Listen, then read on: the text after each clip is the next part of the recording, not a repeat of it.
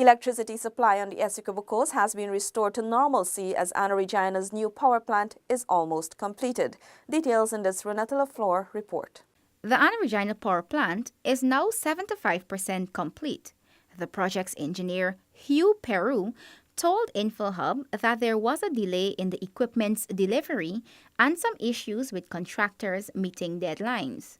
Nevertheless, he is confident that the project will be commissioned by mid-December as scheduled. We have our three MAN diesel engines. They're placed on site already with all the auxiliaries.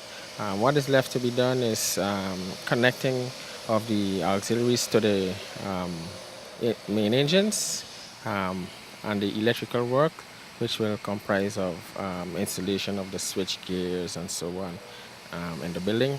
The new Regina power plant will be the first in the country. The power plant will utilize heavy fuel oil, which is more economical for operations.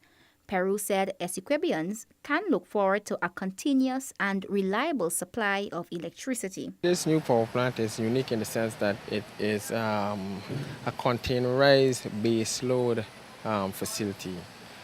We are accustomed to having these facilities where the engines are in an open power station setting, where all the engines are in one engine room. On this one, as you can see, we're having 3 containerized units. The new Regina power plant will replace the older system, which was used for decades. Renata LaFleur for InfoHub.